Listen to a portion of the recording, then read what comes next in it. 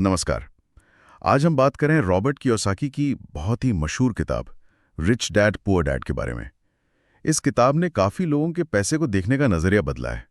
तो आज हम इसी की कुछ खास बातों पर गहराई से चर्चा करेंगे। जी हाँ, और कोशिश करेंगे उन विचारों को समझने की जो अक्सर हमें स्कूल कॉलेज में नहीं सिखाए जाते, पैसे से जुड़े विचार। बिल्कुल। तो शुरुआत करते हैं किताब के बिल्कुल मूल आइडिया से। वो दो पिता वाली बात, रिच डैड और पुअर डैड। ये सिर्फ दो लोगों की कहानी नहीं, बल्कि दो अलग सोच, दो अलग फिलोसफी की कहानी है ना। हाँ, सही कहा। एक तरफ है पुअर डैड, वो लेखक के अपने पिता थे, पढ़े लिखे, अच्छी सरकारी नौकरी वाले, पर पैसे को लेकर उनकी सोच थोड़ी पारंपरिक थी। मतलब खूब पढ़ो, अच्छी डिग्री लो, सुरक्षित नौकरी करो, मेहनत करो। हाँ, मतलब सिक्योरिटी पे ज्यादा फोकस था उनका। बिल्कुल। और दूसरी तरफ है रिच डैड, जो उनके दोस्त के पिता थे। उनकी फॉर्मल एजुकेशन शायद कम थी, पर वो बिजनेस और इन्वेस्टमेंट में माहिर थे। उनकी सोच एकदम अलग थी। वो सिखाते थे कि पैसे के लिए खटना नहीं है, बल्कि पैसे को अपने लिए काम पे लगाना है। ये बड़ी दिलचस्प बात है। मतलब हमारा एजुकेशन सिस्टम हमें अच्छा एम्प्लॉय बनना तो सिखाता है, पर शायद मालिक या इन्वेस्टर बनना वो नहीं। हाँ, पुअर डैड उसी सिस्टम के एक तरह से प्रतीक थे, जबकि रिच डैड ने अपना रास्ता खुद बनाया। उन्होंने फाइनेंशियल इंटेलिजेंस, मतलब पैसे की समझ पर जोर दिया। और इसी से जुड़ा है वो आइडिया कि अमीर लोग पैसे के लिए काम नहीं करते, पैसा उनके लिए काम करता है। सुनने में तो बड़ा अच्छा लगता है ये। इसका असल मतलब क्या है? पैसिव इनकम की बात आती है या? हाँ, पैसिव इनकम, निष्क्रिय आय, मतलब ऐसी कमाई जिसके लिए आपको रोज रोज एक्टिवली काम न करना पड़े। जैसे मान लीजिए प्रॉपर्टी से किराया आ रहा है, या स्टॉक से डिविडेंड मिल रहा है, अच्छा। या कोई किताब लिख दी तो उसकी रॉयल्टी आ रही है।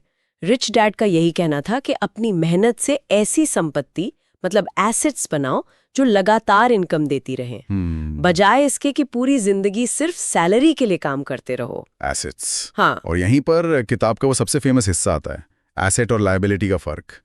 सुनने में तो बड़ा आसान लगता है, एसेट मतलब संपत्ति, लायबिलिटी मतलब देनदारी। पर किताब कहती है ज्यादातर लोग यहीं गड़बड़ करते हैं। ये समझना शायद सबसे जरूरी सबक है इस किताब का। जी। सीधी भाषा में कहें तो एसेट वो है जो आपकी जेब में पैसा डाले, और लायबिलिटी वो है जो आपकी जेब से पैसा निकाले। हाँ। और मजे की बात यह है कि हम अक्सर लायबिलिटीज को एसेट समझकर खरीदते रहते हैं, जैसे बड़ा घर जिसके लिए बड़ा लोन लिया हो, या महंगी गाड़ी। हाँ, या महंगी गाड़ी। वो दिखने में लगता है कि अरे वाह क्या संपत्ति है, पर असल में वो हर महीने आपकी जेब से पैसा निकाल रहे होते हैं। लोन की किश्त, मेंटेनेंस वगैरह। तो मतलब अगर घर से किराया आ रहा है तब वो एसेट हुआ। बिल्कुल। पर अगर खुद रह रहे हैं और ईएमआई भर रहे हैं तो वो लायबिलिटी हो गया। जी। ये फर्क समझना ही पहला कदम है शायद। हाँ, बिल्कुल ही। और यही समझ फाइनेंशियल फ्रीडम, मतलब वित्तीय स्वतंत्रता की नींव है। रिच डैड कहते हैं कि असली अमीर वो है जो लगातार एसेट्स इकट्ठे करता है, जिनसे पैसिव इनकम आती है, और फिर उस इनकम से वो अपनी लायबिलिटीज या खर्चे पूरे करता है। जबकि आम आदमी पहले लायबिलिटीज खरीदता है और फिर उनको चुकाने के लिए और ज्यादा मेहनत करता है, जिसे किताब में रैट रेस कहा गया है। Rat race. हाँ, वो चूहे दौड़ने वाला पहिया, भागते रहो पर पहुंचो कहीं नहीं। बिल्कुल वही, मेहनत खूब, नतीजा सिर्फ। तो इस रैट रेस से, इस चक्र से निकलने का रास्ता क्या बताया है किताब ने? रास्ता है फाइनेंशियल एजुकेशन, वित्तीय शिक्षा। किताब इस पर बहुत बहुत जोर देती है कि स्कूल कॉलेज की पढ़ाई के बाद भी हमें लगातार सीखते रहना है, खासकर पैसे के बारे में। क्या सीखना है? मतलब फाइनेंशियल स्टेटमेंट्स पढ़ना? हाँ, वो भी।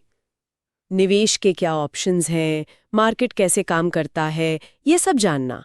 और एक और जरूरी बात, रिस्क लेने से डरना नहीं, बल्कि उसे मैनेज करना सीखना। ये सिर्फ पढ़ने से नहीं होगा, करके सीखना होगा। शायद छोटा सा बिजनेस शुरू करके या छोटा सा निवेश करके। यानी फॉर्मल एजुकेशन के साथ साथ खुद को फाइनेंशियली लिटरेट बनाना। क्लिंगते आकर्षक है, पर क्या ये थोड़ा रिस्की नहीं लगता, खासकर उनके लिए जिनके पास शुरू में लगाने को ज्यादा पैसा नहीं है? किताब मानती है कि हाँ, रिस्क तो है, पर वो ये भी कहती है कि सिर्फ नौकरी पर निर्भर रहना भी एक तरह का रिस्क ही है, आजकल की दुनिया में तो और भी ज्यादा। रिच डैड का मानना था कि ज्ञान और अनुभव से आप रिस्क को कम कर सकते हैं। शुरुआत छोटे से करो। हाँ, ये जरूरी नहीं कि लाखों से ही शुरू किया जाए। बिल्कुल नहीं। जरूरी है सोच बदलना और पहला कदम उठाना, डर पर काबू पाना और गलतियों से सीखना। तो कुल मिलाकर ये किताब हमारी जो पारंपरिक सोच है पैसे को लेकर, उसको चैलेंज करती है, असेट बनाने, पैसिव इनकम पर फोकस करने और सबसे जरूरी खुद को लगातार सिखाते रहने की बात करती है। हाँ, संक्षेप में कहें तो इसका मकसद है कि लोग सिर्फ सैलरी पर टिके रहने वाली सोच से बाहर निकलें और फाइनेंशियल फ्रीडम की तरफ सोचें, उसके लिए प्लान करें। ये कोई अमीर बनने का गारंटीड फॉर्मूला नहीं देती, पर हाँ, सोचने का एक नया तरीका जरूर बताती है। तो चलिए जाते जाते एक सवाल छोड़ जाते हैं श्रोताओं के लिए सोचने को। अगर हम अपनी हर रोज की खरीदारी, हर खर्चे को, चाहे वो छोटा हो या बड़ा, इस नजरिए से देखना शुरू करें कि ये असेट है या लायबिलिटी, तो हमारे पैसे से जुड़े फैसलों पर, हमारी बचत और निवेश की आदतों पर इसका क्या असर पड़ सकता है।